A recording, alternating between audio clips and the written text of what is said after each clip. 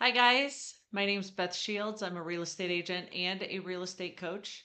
On this channel, I share my tips and tricks on how I went from a family of 7, homeschooling all of my kids, living on government assistance, to building a multi six-figure real estate business in the span of 3 years.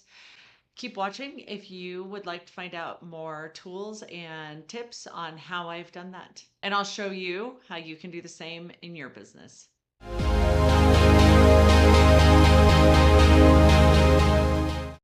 Hey guys, welcome back. Today I'm going to be talking about collaboration and why that is the key to your success in real estate. It's important that we all understand collaborating not only with other agents and our clients is truly the secret to success in this business. And I'll be sharing with you today on how to do that. Many agents feel concerned about sharing their secrets or their tips and tools, or tricks, so to speak, on how they're able to be building successful real estate businesses. I find that imperative for me to be able to share with other people, you guys, other agents that I work with, other agents that I come across in the business. I try to make sure that everybody has the exact same secrets and tools that I do so that we can all be successful. It's important that we stay focused on serving our clients and taking care of each other. The truth is, there's more than enough business for us all. So I'm not afraid to share with anyone how I've built this business and how collaboration truly is the key to success in this business. What does collaboration look like, you might ask? It's important to understand that there are 3 big pieces to collaboration and how those all work together to help you be more successful, help the other agents that you're working with be more successful, and ultimately how to serve our clients to help them be successful. It's important that we understand while we may be sharing perhaps somebody that we work with or someone in our business that helps our business to be more successful, we ultimately are helping the transaction that we're working on, and we're sharing these tips with other people. We're helping that transaction to get to the closing table, which is the ultimate goal of why we were hired by our sellers or our buyers. What does collaboration really look like? It's important to understand the first tip is high levels of communication. I know that agents really do not enjoy talking on the phone. It's important, though, to understand that things can be misconstrued, misunderstood, or read incorrectly via text message and even email. I know that personally, my email gets so full that if you email me at 8:30 in the morning, it's quite possible I may not see that email until 5:30 at night because the emails just come in. I encourage everybody, pick up the phone and have a conversation with that other agent. If you're unable to get a hold of them, shoot them a text and say, "Hey, I would love to chat through this. I would love to discuss a little bit more with you." There's tons and tons of opportunity, but please make sure you understand high levels of communication are truly the biggest singular piece to making your real estate business far more successful. In addition to high levels of communication with our other agents that we're working with, it's also important you understand that high levels of communication are imperative for our clients. If they have to ask you a question of, "Hey, what's going on this weekend? Hey, did we get feedback yet? Hey, are we having an open house?" You're already behind. Our level of communication should be so high level. And I'm going to be honest, not all the time can you do it. I have clients that are very proactive and will send me messages and will message me before I even get an opportunity. It doesn't mean you're failing, it just means that person really requires a lot more communication. And it's important to us to adapt to what our clients need. That will help continue to foster trust and help your clients to know that you're reliable. And that in turn will help continue to bring you more success in this business. The second key to success in this business is to make sure that there are appropriate levels of transparency and discussion. What do I mean by transparency? I always tell people it is never in our best interest to disclose to an agent that we're working with our client's motivating factor. We're not required. Actually, in a lot of cases, it's not in our client's best interest to explain why our clients are selling, what's going on in their lives, are they getting divorced, did they have a death in the family. It's appropriate at times to be transparent.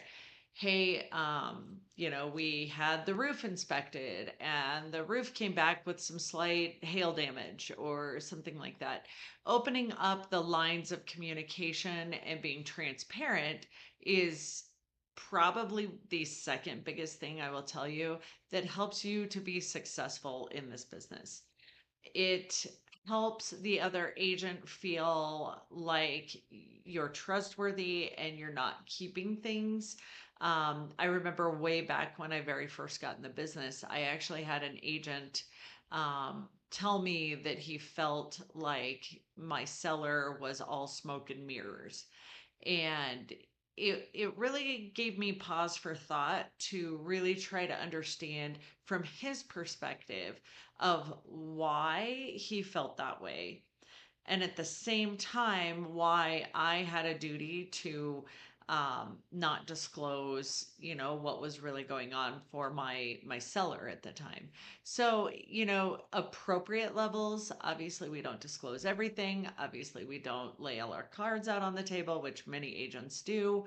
But it does help foster a very good working relationship between yourself and the other agent in the business.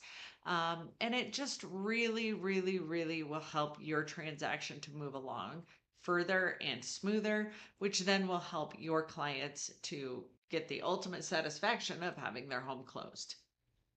The third key to your success in this business in regards to collaboration is to make sure you understand that your experience and your expertise are huge in this business.